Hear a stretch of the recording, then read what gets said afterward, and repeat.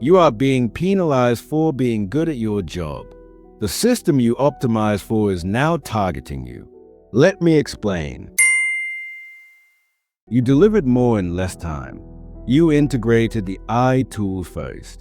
You became the most efficient person on your team. And now, the corporate productivity AI has quietly tagged you as silent red flag. Your reward for peak performance is being marked as redundant. You think the problem is your output. It is not. The problem is your visibility. This ends today. I will show you how to shift from being a cost the algorithm wants to optimize to becoming the architect it cannot ignore. We've seen this work for dozens of professionals in your exact position. The game has changed. And here is your first move. You finish a complex project in one day. The eye tracker logs a single, massive output spike. You feel the pressure to immediately report completion, to prove your value with speed. You send a done message. In that moment, you commoditize your effort. You transform deep work into a simple transaction. The system records a task checked off, not a problem mastered. The law: never let a finished product betray the process that created it. You must leverage silence between inception and delivery. Execution: when a major task is complete, you initiate the buffer zone. You do not hit send. You create a strategic pause. For a deliverable that took one intense day, you wait until the next morning. You use that time not for more work, but for a single, crafted annotation.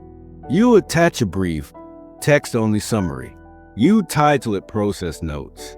In it, you write, during execution, 3 alternative paths were evaluated against the core objective. Path B was discarded due to a potential scaling conflict identified in the legacy data. This decision prioritized long-term system stability over a 10% short-term speed increase. You then send the work. Why it works?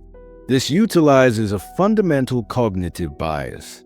The human brain equates visible effort with value and scarcity with importance. The eye measures output volume and speed. You are signaling judgment, foresight, and strategic trade-offs, the currency of human decision makers. You feed 2 different audiences 2 different signals. To the machine, you are a compliant node. To the human, you are a thinking asset. Robert Greene's law is clear. Always say less than necessary. Your process notes say just enough to imply a universe of unseen labor. You are asked for data analysis. The pressure is to run the query, export the spreadsheet, and send it immediately. You become a living API, a clean conduit for raw information. The AI scores you on task completion and data transfer. It sees a successful data pipe. It does not see a thinker. The law: never deliver raw data. Always deliver a narrative. Your output must be a lens, not a window. Execution: you receive the request. You gather the data. Then you stop. You apply the narrative filter. You ask yourself, what is the single, unspoken question behind this request? Your deliverable is no longer data.zip. It is a 3-part email. The subject line is a declarative statement of insight, not a topic. Q3 downtime linked to vendor excess protocol shift, not internal error. The body contains 3 bullets: the finding, the one chart that proves it, and the single recommended action. The raw data is attached as a secondary, supporting document. You have not done more work. You have applied a more valuable layer of work. Why it works? This triggers a clarity heuristic in the human receiver.